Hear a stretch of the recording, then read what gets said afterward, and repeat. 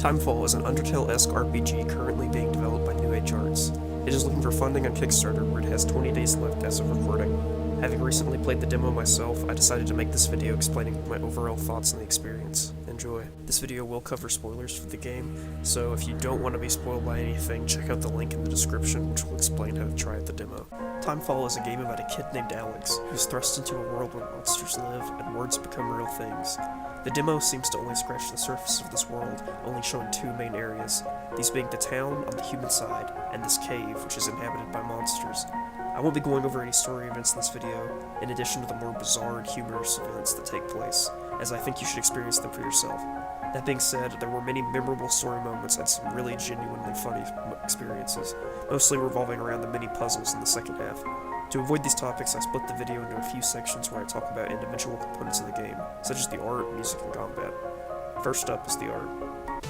Generally, I thought the art in this game was pretty good. Some of the sprites for the characters were a bit simplistic, which I think negatively crashed with some more detailed backgrounds and other objects. A lot of the art was really nice, however. The art in the beginning story was really good, and then there were some sprites that I thought really stood out, such as these trees. Something about them just looked really nice to me. The only real complaint I had was mostly with the character sprites. They just looked kind of out of place. Not really that they were bad, but they just didn't really seem to fit in. Your main character, Alex, I thought was a big one. You kind of like compare him to Ash here, and the sprite's just kind of simple. It doesn't fit very well, I don't think. This game had really good music, however. The final boss theme was especially great, reminding me of boss themes from Undertale, which were super memorable and fit well with the bosses you were fighting. I also really liked the theme for the cave, but I did think it looped a little too fast. I think the track could be improved slightly if it was a bit more similar to tracks like Waterfall from Undertale, where there's like a little bit of loopage at the beginning, and then there's some like original song after that. This game has combat very similar to Undertale, and I do think that's a good thing. I found most of the enemy attacks to be pretty good generally. There were a few standouts, however, such as this one by the fabulous armored one, which required you to type the displayed letters to prevent taking damage. I also really like this one from Mud Clock, where these tiny clocks appeared randomly and they turned red to do damage. However, there were some attacks that I didn't really like, such as this one from Queen Moth that seemingly was just really hard to dodge because of the length of your character, and how fast those pellets came at you. Every time that attack came out, I was almost hit by it. Also, this move by Ice Cream seemingly could create patterns that were just guaranteed to hit you. I don't think that these were possible to dodge. These were the only two moves, though, that I thought that come to mind when I thought of problems. I do think some of them could be just changed slightly to be better, such as this one with the swords jabbing. Maybe just have like some sort of an indicator where they're going to come up, because it was like if they come up and you're there, it's going to hit you. You can't really dodge that. I also think that attack damage should be revised, because I think those attacks do a bit too much damage. It seemed very easy to die with that intro not having any sort of healing items. The runaway mechanic also should be revised, as I found it was just generally quicker just to spam that than actually to try to do the combat. This ties in slightly to my only real problem with this demo, which was the encounter rate.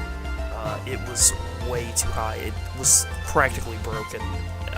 You could encounter enemies just within seconds of getting out of one. Here's a few examples playing. It was very frustrating. Spamming the runaway was basically the only way I could get through it. I think that this could be fixed by adding a cooldown to how often the enemies are encountered, and then also just turning down the encounter chance could just fix it very easily. The game is shown to be in a pretty unique world. For some reason, like, these windows are painted on, and there are just other weird things to be found. Many of the townspeople also speak of earthquakes occurring, and they're also just getting more frequent. These don't really mean that much now, but I imagine in the full game they'll have greater significance.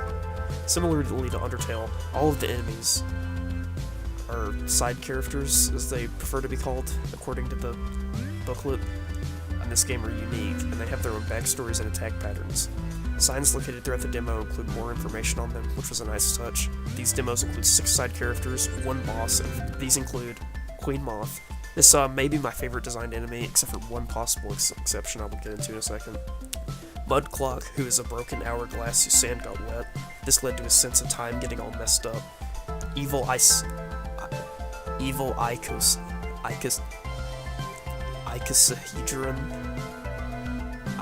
I think he's like a D&D dice, I don't really know. Coco. Alright, now, Coco here may have my favorite design. However, this one isn't in the game. The included booklet has this alternate art for Coco, which I think is way better than his in-game design. I can just imagine him sitting there barely able to stand up, waving around on screen, which is much better than him just existing like he does right now. Ice cream. This little guy is a melted ice cream cone, which caused him to fear everything. Was he a living ice cream cone man before he melted, or did his meltation give him sentience? Perhaps we will learn more in the full game. Saving the biggest one for last, we have the final boss. Seemingly this guy must be fought with combat and not words. Breaking his armor reveals that she is Queen Moth. Moving off the side characters, there are also important story characters. Alex is the playable character. Their mom makes them go to school in another town for an unknown reason. He's also bullied by this guy. Ash is a ninja cat who wants to help you get home and constructed all the traps to test you.